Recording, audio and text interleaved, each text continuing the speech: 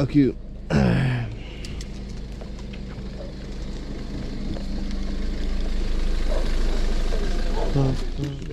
Yeah.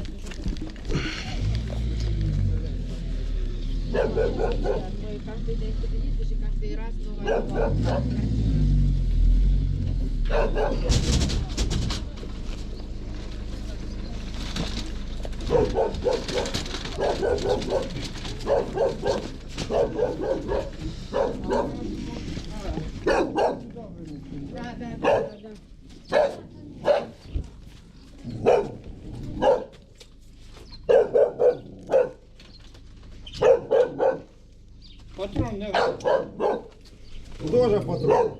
Да. Бабушка, дедушка.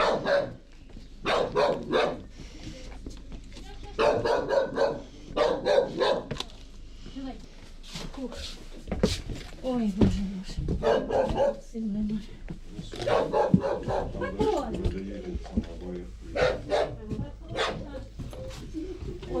От там. Я все, не волнуйся. Це є. Одна людина їде, чи скільки? Одна бабушка. Одна.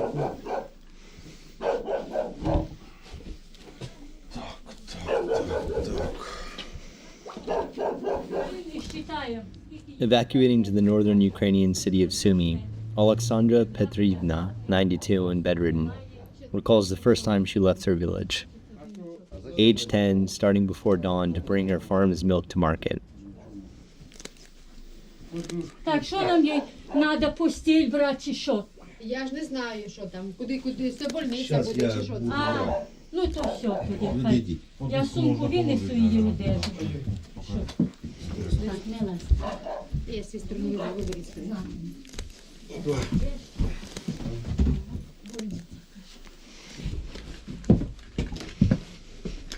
Патрон.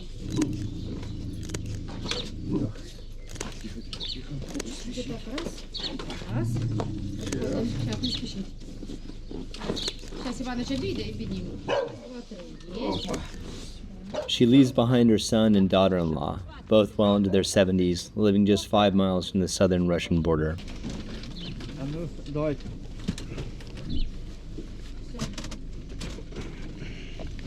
Не плакати, тільки не мішай, що люди хочуть підняти, а ти. Все буде добре. Так, Не все плачте, буде добре. не плачте. Так і треба. Не розстраюйтеся. Іван, ти не знаєш, що бабі дорогу, я розумію, що мати жалко. Все, пока. She brings with her 2 shopping bags of clothing, a Ziploc bag of documents, and a bag of fruits from her garden, now spilled and skittering across the floor of the van.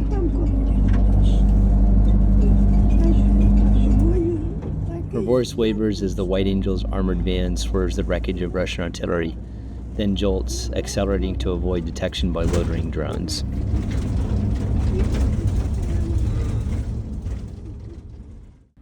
The White Angel's day also began before dawn. However, the specialized police force's task is much more complex than milk deliveries. Civilian evacuations under fire from Russian forces. The siege and destruction of the eastern Ukrainian city of Bakhmut in 2023 was the first to bring mandatory government evacuations. In the years since, at least 300,000 internally displaced Ukrainian refugees have joined the more than 8 million displaced from the war's start.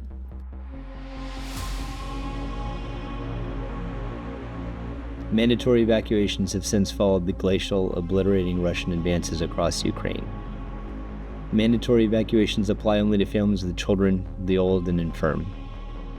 Families with children are of the most concern, as Russian abductions of tens of thousands of Ukrainian children in occupied areas has been well documented since 2014. The White Angels, however, are not focused on mandated evacuees, but rather on those who wish to evacuate and lack safe transportation.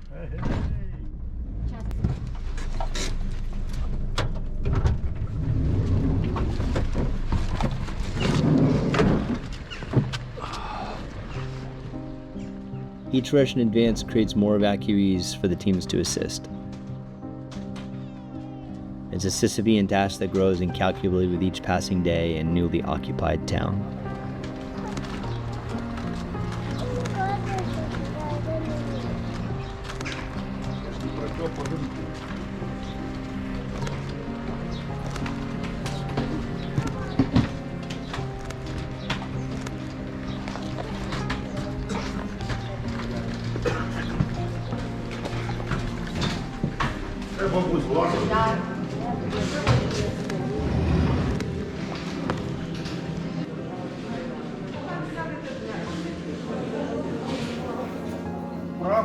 Проходи, трошки дорожку розчистимо.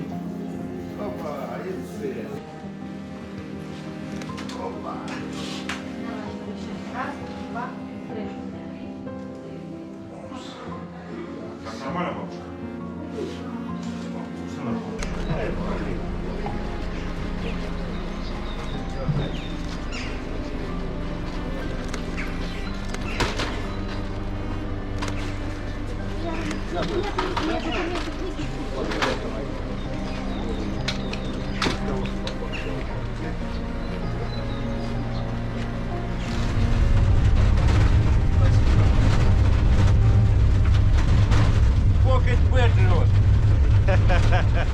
Sergey, the White Angel security man, pats his bullpup-style shotgun. Imposing, gentle, he goes by the call sign Charon, the mythic boatman who ferried souls across the river Styx. Unexpected are the other men in the armored van. Igor, the stern vehicle commander, a driver, less so Olyena, a statuesque platinum blonde. There will be 4 evacuation attempts before noon today. Winding their way through the pockmarked and desolate border villages, the question palpable in the air is, why would anyone stay? They're hoping something will change, a ceasefire, peace, says Olyena. As to what makes holdouts finally request evacuations, she says it is almost always artillery or drones or bombs landing in their own yard. When they do, survivors often call for evacuation. Encountering dazed old women, or a boy naked to the waist and orphaned moments ago, it's moments like this Olyena, the team psychologist, takes the lead. The other officers pick up security while Olyena speaks gently, holds the stunned stares through fences or curtains. Coaxing civilians to leave behind their homes and evacuate, often under fire, is a balance between tactical urgency and trust leveraged through psychology. Russia's advances are glacial but leave few survivors. Artillery in the distance leads to the occasional Shahed drone, then glide bombs, and finally artillery in the streets. Each new wave of attack leads to a wave of new refugees departing the villages. However, there are always those who stay, caught up in the sudden advance, lost in grief, hoping for change, or paralyzed by fear, and very often too old or infirm to travel on their own. Providing a safe, on-call evacuation option for Ukrainians finding themselves in the ever-widening gray zone is the mission of the White Angels, now comprised of multiple police teams across the country. The White Angels use donated armored bank cars for evacuations to mitigate the threat of artillery and drones. The inside is spacious, a full stretcher, 4 seats, children's armored vests, electronic jamming antenna bristle on the rooftop. Sergey keeps a constant eye on the drone monitor affixed to his chest. By 8 a.m., the second evacuation is underway. 5 kilometers from the Russian lines and broken villages, the White Angels pass through the recent work of artillery and missiles. Olyena puts her hair up, buckling her helmet. Shotguns and optics are checked.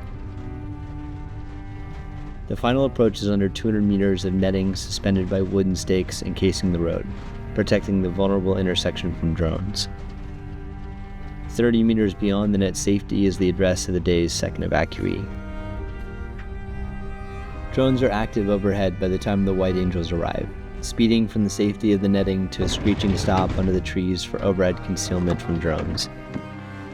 As they exit the van, the team moves under the shade of overgrown foliage toward the desolate suburban block.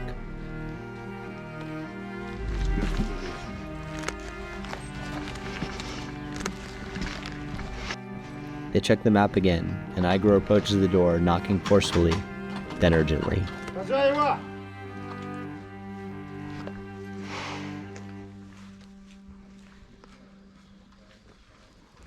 No response. He tells the team to spread out further under the whine of a distant drone.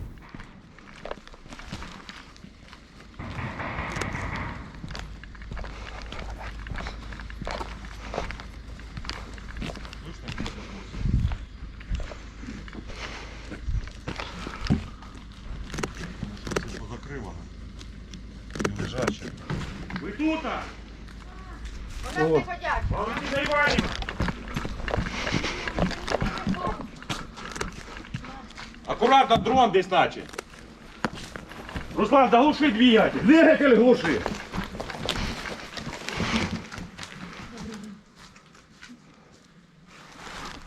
Убил? Ага. Ну, это машина. Ні. Ідіть поки в розвідку, Іванич. Я тут побуду. The door opens.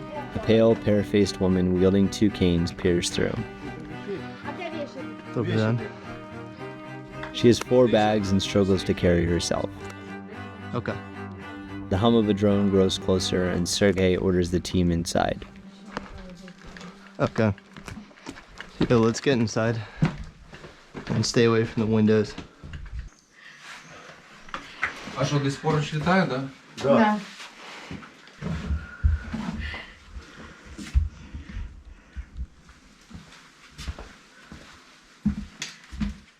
Yeah, I can hear it. Stats, can you hear that? Okay. So right now we can hear the drone. Це зараз буде висіти тут півчаса. Зараза. Sounds like a shit dead. Yeah, it's just...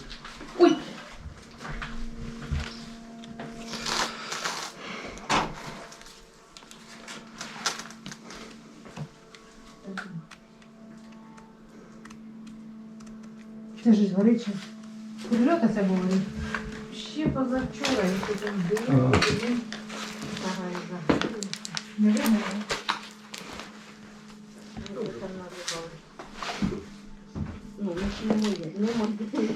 Я не знаю, а... A distant explosion from the north, and the sky again is quiet. Тоді йдемо.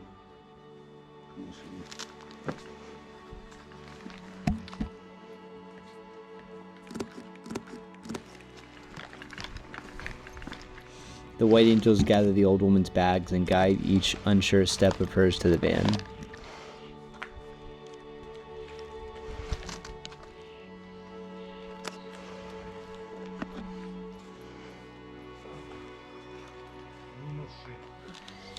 Olyena takes her arm while the 2 others look to the sky with shotguns ready.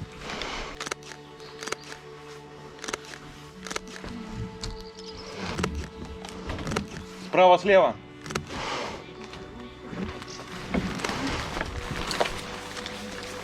Давай валите. Все, уходим.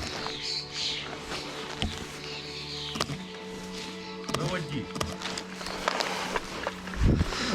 Конечно.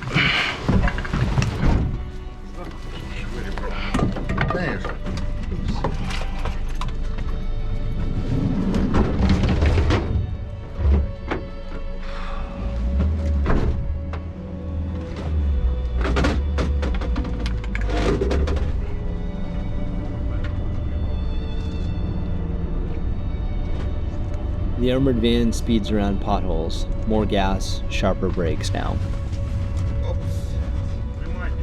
One of the evacuees' bags spills open. Sergei bends down, catching bouncing cucumbers and plums. Back on the paved roads of Sumy, the team passes by the gas station they met at early this morning. A few hundred yards away is the smoky impact of a shot-dead drone. Sumy, the largest city bordering the Ukrainian offensive into Kursk, was for months a jubilant town as Ukrainian soldiers advanced deeper into Russia. Now Russian troops are on the offensive, and the city lives under constant bombardment.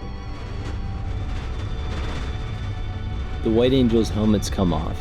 Olyena lets her hair down. The old woman they transport discusses something as they consult a map. The driver agrees, and they deliver their latest evacuee to the door of her relatives, waving her good luck.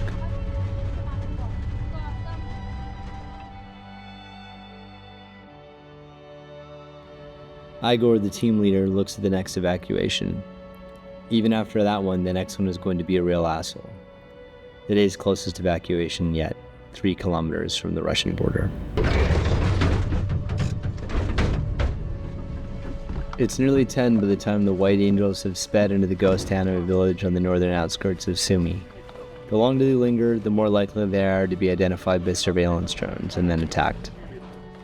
Wild dogs roam the streets littered with homes inverted and atomized by artillery. Referencing a military map, the team stops under the shade of a tree, and before the wheels have ceased to roll, are on their way to the exterior fence of a home. Кухня летня из красного кирпича. 52-й дом.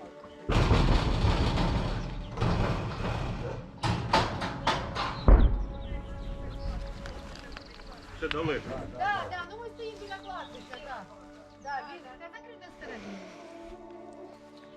Igor signals to have the car turned around as rockets fire in the distance, arch overhead and impact somewhere nearby. Crouching under the trees with eyes to the sky, the team waits as Igor raps on the door, then bellows. І вікна стукали. Григорівна! Nothing. Igor signals for the armored car to pull forward. The rippling impact of Russian rockets splash somewhere in the distance. Igor tries the door again, using a softer voice. Григорівна! Ні, хто забрав. Sergei steps away from the others, looking to the sky, shotgun readied. Igor creeps around the house, rapping on windows. Another volley of rockets. Suddenly, and finally, Igor signals everyone back to the car. Let's move. Move. Yeah.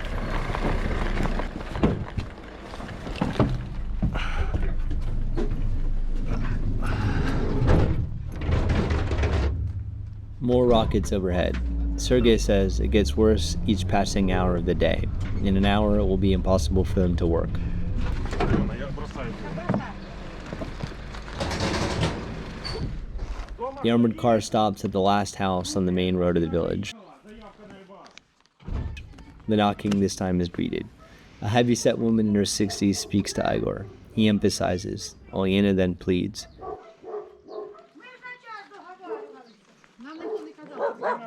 Все.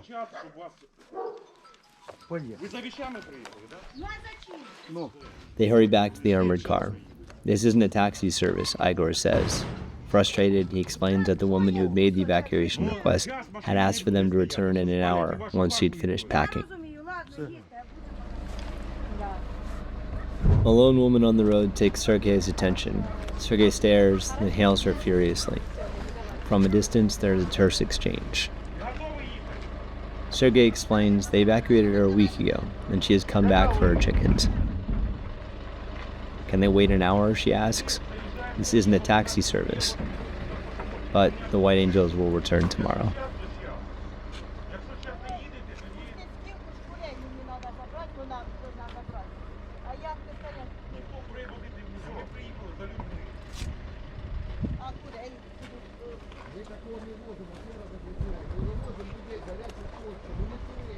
Може вивозили вже? Чи виїжджали? Так. А вона сказала, ви з нею... Сколько сьогодні приїхала автобус? Ну, сьогодні приїхала, позабирала курей, позбирала. Ми не будемо час стояти і ждати, поки ви курей Так пособираєте. вони вже собрані, вже всі. Курей ми не будемо. So this is Robert Spangle, your photographer and your narrator and your writer. I hope you've enjoyed this story about a fairly typical day with the Ukrainian White Angels police officers. If there's one specific detail or sort of comprehension that I hope you can focus on in this story, it's the idea and the scale of what's called the gray zone, which is the area of the battlefield that is not the trenches necessarily, but is under constant surveillance from both sides, under constant bombardment from both sides, where people are constantly surveilled and at the mercy of, drones, artillery, rockets, glide bombs. And this is a zone that has gotten larger and larger as the war goes on and become more and more dangerous to traverse. This will inform the next even larger story we're working on, which will be out soon, following a unit I'm familiar with and you may be familiar with, called the Da Vinci Wolves. So stay tuned for that. Take what you've learned from this story and apply it to that one. And I hope you stay tuned for that story on our YouTube channel and also on our website. See you then.